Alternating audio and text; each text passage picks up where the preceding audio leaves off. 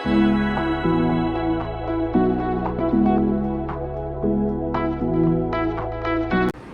my dear students, this is your guide and mentor Mrs. Memuna Bombewala।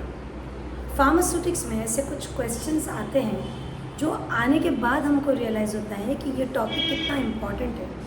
जैसे कि tablet की problems, tablet के और टैबलेट के कोटिंग के प्रॉब्लम्स।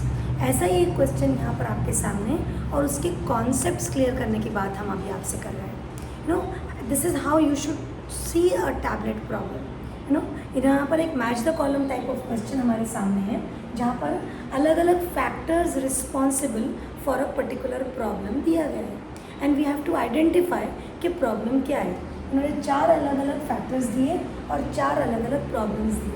जनरली स्टूडेंट को प्रॉब्लम समझ में आ जाता है, बट ये बात समझ में नहीं आती कि ये क्यों होता। ठीक है, अब इस क्वेश्चन इस मैच द कॉलम में हमेशा एक ट्रिक फॉलो करनी है जो आपको ईजीली समझ में आता है। जैसे for example as a student मेरे को कैपिंग एकदम क्लियर है, कैपिंग एंड लैमिनेशन।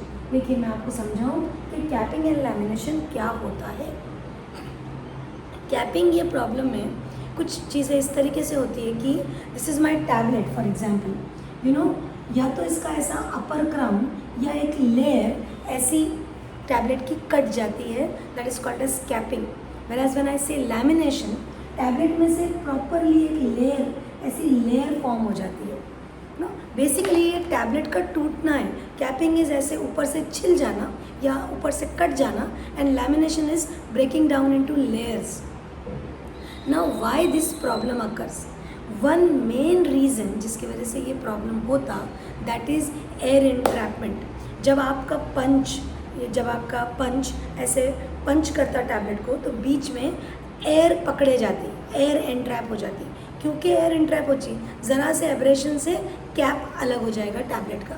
तो the problem here is capping and lamination and the reason for this is air entrapment. Okay, so this is clear to अस।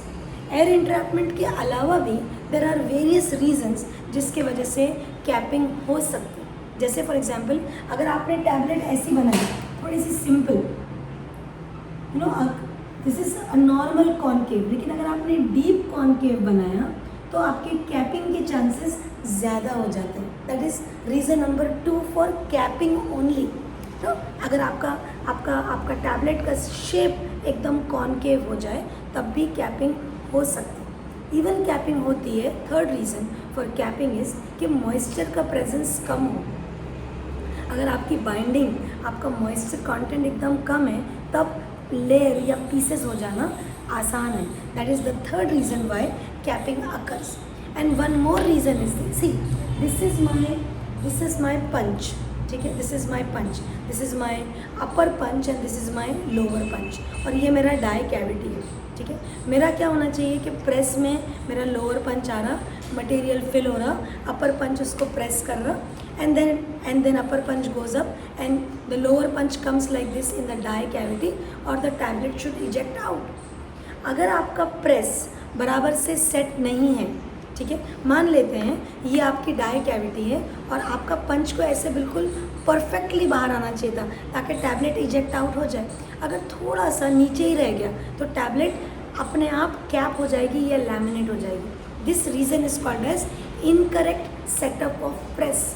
देखो हमने 4 reasons पढ़े capping के। Capping occurs because of entrapment of air, it can occur because of deep concave punches, it can occur because of low percentage of moisture and it can occur because of the incorrect setup of the press. देखिए जब तक हमको problem की जड़ नहीं पता चलेगी we can not have solutions to this problem. अगर करेक्ट नहीं है तो will make it correct and then the capping problem will be solve. तो ये हो गया एक टैबलेट डिफेक्ट के बारे में जो इस क्वेश्चन में भी पूछा है। Capping and lamination occurs because of, here they have given us entrapment of air, they could have given any of the 4 reasons. ठीक है, अब नंबर 2 वाली बात कुछ ऐसी है that it is telling you about the hardness variation क्यों होगा, why hardness variation will occur। ठीक है। एक चीज़ आपके हेड में बहुत क्लियर कर लीजिए कि जो भी रीजंस होंगे वेट वेरिएशन के, जिस भी वजह से अगर वेट वेरिएशन होगा तो हार्डनेस अपने आप वेरी हो जाएगी। देखिए समझिए, वेट अगर मेरा हॉपर में से ग्रैन्यूल्स बराबर फ्लो नहीं हुए, कभी 10 मिलीग्राम, कभी 9 मिलीग्राम, कभी 8 मिलीग्राम, तो मेरा टैबलेट का वेट चेंज होगा, करेक्ट, वेट वेरिएशन होगा। यही वेट वेरिएशन की वजह से अभी कम अमाउंट पे ज़्यादा प्रेशर, मोर हार्ड, तो जो भी रीज़न रहेगा वेट वेरिएशन का, उसके वजह से हार्डनेस वेरिएशन होगी। यहाँ पर हैव अ लुक, अगर इनकंसिस्टेंट ग्रैन्यूल फ्लो रहेगा, कभी ज़्यादा, कभी कम, कभी धीरे, तो वेट वेरिएशन होता रहेगा। और क्योंकि वेट वेरिएशन होगा, यस, हार्डनेस विल वेरी। तो ये हो गया प्रॉब्लम नंबर 2 और reason why this problem number 2 will occur. अब soft tablet, this is another problem which is called as soft tablet. भाई टैबलेट आपकी नरम बन गई, आपका बाइंडर अगर बराबर नहीं है, आपका बाइंडर जैसे ट्रेगिकेंथ अकेशिया आप लेंगे, तो what can happen is that the tablet can become very very hard.